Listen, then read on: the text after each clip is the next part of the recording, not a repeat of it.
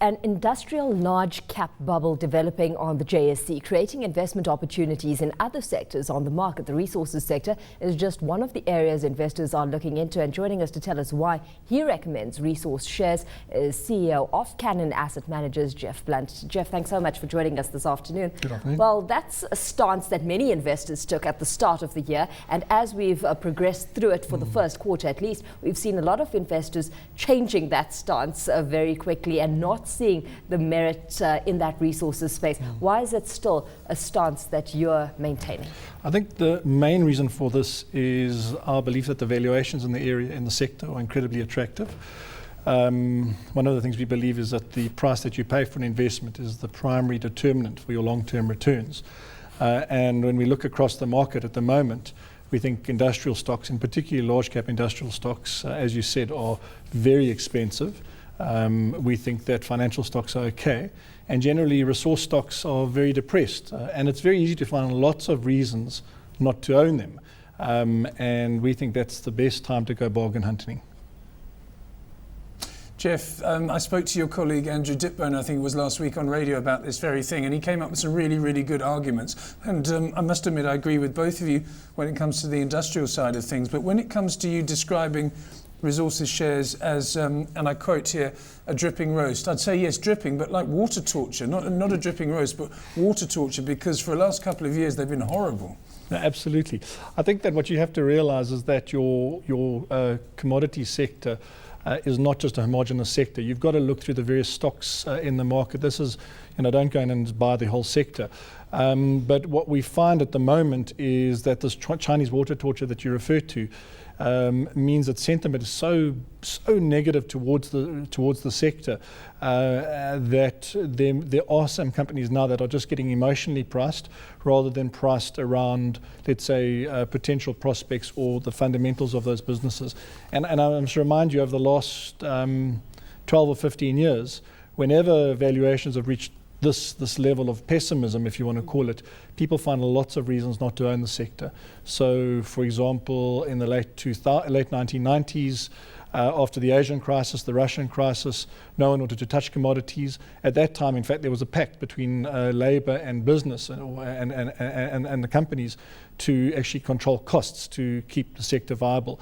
And that turned out to be a fantastic buying opportunity. Now, I'm not saying we're going to see a labor pact now, but the industry needs a shake-up that we've been talking about, that you read in the press, and between labor and the role players. In the early 2000s, after the bursting of the TMT bubble, no one wanted to touch commodity stocks. After 2008, the end of the world after the financial crisis, and you could find a million reasons not to own them. But what people didn't look at was the valuations of these businesses. And one of the things that we look at is not just your trailing one-year PE number, it's the current price over the last year's earnings, but we prefer to look at a DNA earnings, a through-the-cycle earnings number. And so we take the current price, and in our case, we calculate the last 7 years of earnings. We average it, and we think that gives you the DNA of a firm or a market or a company, in this case the commodity sector. Historical DNA though, so let's take a look at it moving forward, because many have said that despite the fact that we've got prices sitting low, we may well be jumping into a value trap here. And where you're looking at removing these near-term problems, if we're looking at local players, for example, local issues at play, how do you factor that in? Because that affects the long-term investment that we're going to see coming into the country within the mining space specifically. No, absolutely. I mean, again, that's why we're not saying that the sector is a shotgun and go and buy everything in the sector. You need to understand the dynamics that you're playing in the firms that you're investing in. Where are the risks? Where are the threats? And how they can be benefited from. And to our mind, we think that there are some opportunities there where perhaps sentiment is a bit too negative. Look, at any time when things are when things are very pessimistic, it's easy to talk about labor or electricity or government policy, uncertainty in management, and find motivations not to invest. However, South Africa needs to get its commodity sector right. We need to get an alignment between labor, between government, and the companies. And I think that despite the tragedy of last year and all the negativity and the stress of the sectors at the moment, I think that that the market is, or these businesses are edging closer to that. After all, South Africa is a commodity-based country. If we can't mine effectively, cost-effectively, our companies can't make money, we've got bigger troubles than just the commodity sector. And ironically, at the same time that there's this total aversion to mining companies and resource stocks, there's this fantastic enamorment with, for example, retailers. Now, if the mines aren't hiring people and the mines are all folding, then how can retailers where are the retailers going to come by? And I know that, you spoke earlier about disappointing retail sales coming through, but you can't have a two-stroke economy where the retailers do fantastically well on 30, 40, 50 CAPE ratios, and the mining houses are on 8, 9, 7 CAPE ratios. The one's a bubble, the other is actually, as I said, I think an opportunity.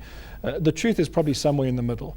The mining sector isn't going to tomorrow become this wonderful place to work and wonderful place to invest, but the prospects are probably not as dim as people perceive. Jeff, you mentioned all sorts of reasons not to get into the commodity stocks, and that's to your credit. One thing you didn't mention was the fact that commodity markets on international exchanges have been behaving very poorly recently, with the gold price, for example, almost getting into bear market territory before rallying its most since November or something on Friday, which is great news. Which ones do you prefer? Do you prefer the diversifieds, the single stock commodities, or the coal, the iron ore, the bulks? Is there anything you particularly like, or you just use your CAPE ratios in order to make your decisions? No, look, we don't just look at CAPE ratios from a valuation perspective. So we look at a broad variety of factors, and it's not just about valuations. Quality of businesses is as important to understand as are valuations. Buying cheap businesses for cheapness' sake actually gives you that value trap problem. It's a combination of some focused businesses through to diversifieds. So it's not a case of we prefer one sector or the other. As a deep value manager, believe it or not, we've bought some gold recently. So I think that there's you've got to pick. Gold. Where are you seeing the value in gold? Because that may be a hard sell for many out there. Yeah, look, I think again, if you're looking around the marketplace, this is not about making a call on the gold price or making a call on where the rand exchange rate's going to be. But there are some operators out there that are relatively attractive. You've got to do your homework, and you've got to pick wisely. Gold stocks can give the illusion of cheapness, but can be incredibly dangerous. So you've got to be quite careful. I know the next question is what are we buying? Unfortunately, I can't say at the moment because we're busy buying. Okay, let's just look at things then from a geographic perspective. How discriminatory do you have to be in terms of miners with exposure to South Africa as opposed to those with operations internationally? Yeah, this is actually, the first shot is you might say, well, then why don't you go and buy, for example, a BHP Billiton, which has got most of its asset base outside South Africa, versus Anglo's.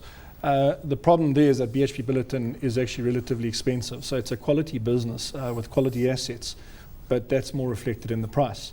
Anglo's carries a South Africa discount to it. But over the next few years, we think that discount is sufficient to reward investors. So there, the quality is already priced into some of the global players. If I might just also make a comment just on Lindsay's comment earlier on about, the commodity prices are coming off. This market's a funny one because the reason why you're seeing commodity prices in oil come off is because the US has come out stronger than the economy's come out stronger than expected, and therefore quantitative easing is being questioned. It hasn't been ended. Now, to my mind, last time I looked is when things get better.